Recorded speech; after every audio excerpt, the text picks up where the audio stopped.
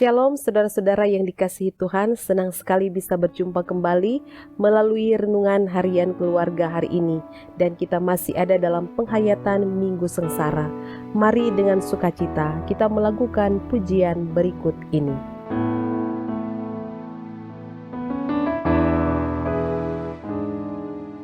Tiada pernah ku ragukan kasih setiamu ya Tuhan.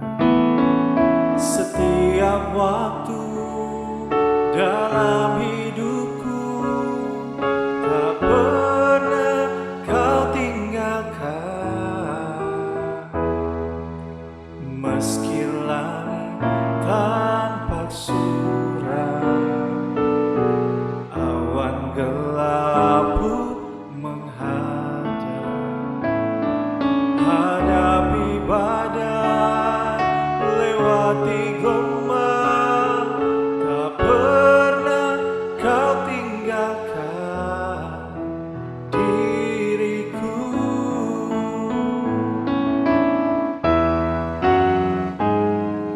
Walau seribu rebah di sisiku,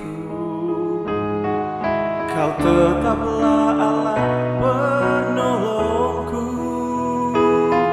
Walau 10.000 rebah di kananku, takkan ku goyah sebab Yesus sertaku.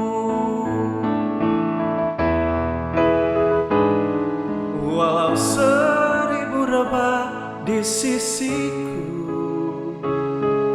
kau tetaplah Allah penolongku.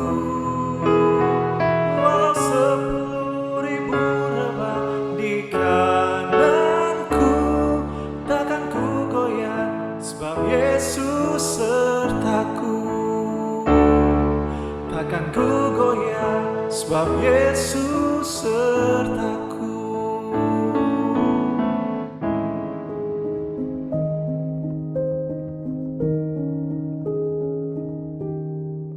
Mari kita berdoa.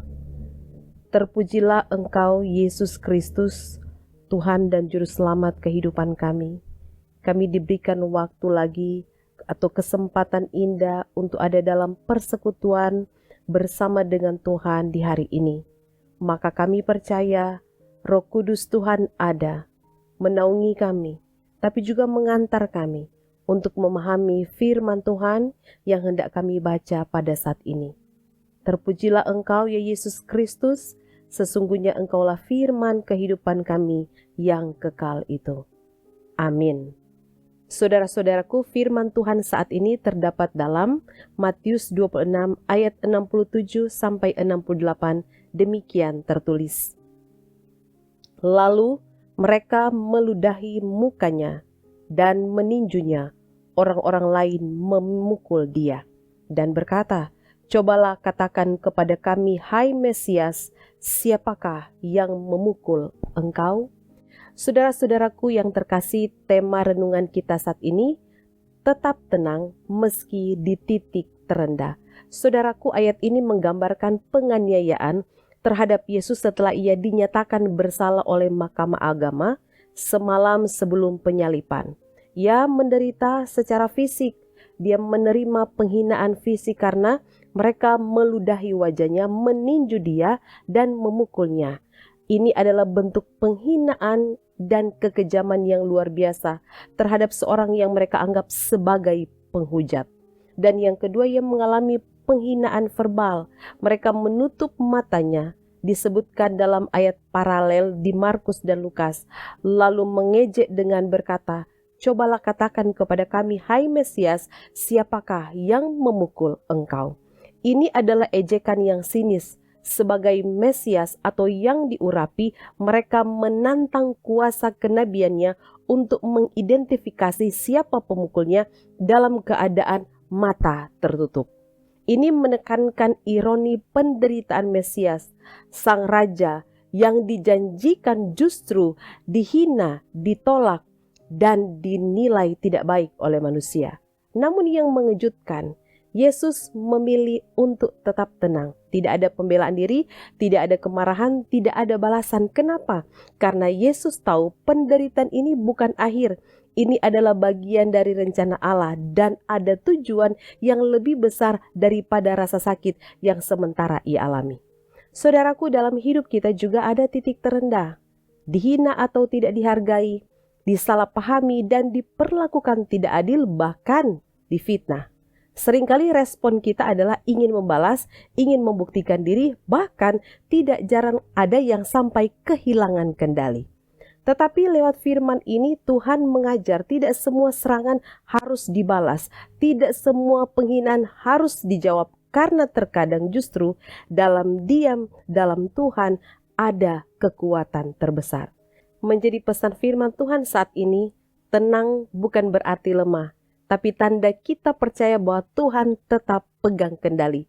Saat kita tetap tenang di titik terendah, kita sedang belajar rendah hati seperti Kristus dan kita memberi ruang bagi Tuhan untuk bertindak. Dalam diamnya, Yesus justru sedang menyelesaikan secara sempurna karya keselamatan bagi manusia dan sampai hari ini Ia tidak pernah berhenti menguatkan kita di tengah pergumulan yang sedang kita hadapi. Saudaraku, tetaplah berdiri teguh, sebab ketika kita tidak goyah oleh keadaan, kita sedang membuktikan bahwa iman kita berakar pada Yesus Kristus, bukan pada situasi yang berubah-ubah. Amin. Mari kita berdoa. Kami sangat bersukacita atas firman-Mu saat ini. Kami diberikan pengajaran yang penting, melihat teladan yang telah dilakukan oleh Engkau, ya Yesus Kristus. Dan karena itu ajar kami untuk hidup dalam kerendahan hati, ajar kami untuk tetap tenang kendati pun berbagai-bagai pergumulan sedang kami alami, dan bahwa tidak harus kami membalas setiap kejahatan ataupun setiap perilaku tidak baik yang kami terima. Tuhan, biarlah kiranya hari ini ketika kami merenungkan firman-Mu, kami semakin dikuatkan. Jaga dan lindungilah kami hari ini, mulai dari anak-anak sampai orang tua dan lanjut usia, orang-orang yang sedang berduka cita, yang sedang dalam kelemahan tubuh, yang sedang dalam pergumulan. Kami percaya Tuhan menguatkan, menghibur, memulihkan, dan menyembuhkan mereka. Kami sangat bersyukur dan biarlah kiranya hari ini kami diberkati dan tetap menjadi berkat. Ini yang menjadi doa kami aminkan bersama dengan mengucapkan doa Bapa kami. Bapa kami yang di surga, dikuduskanlah nama-Mu, datanglah kerajaan-Mu, jadilah kehendak-Mu di bumi seperti di surga. Berilah kami pada hari ini makanan kami yang secukupnya, dan ampunilah kami akan atas kesalahan kami, seperti kami juga mengampuni orang yang bersalah kepada kami. Dan janganlah membawa kami ke dalam pencobaan, tetapi lepaskanlah kami daripada yang jahat, karena Engkaulah yang punya kerajaan dan kuasa dan kemuliaan sampai selama-lamanya. Amin. Demikianlah renungan harian kita saat ini. Selamat beraktivitas.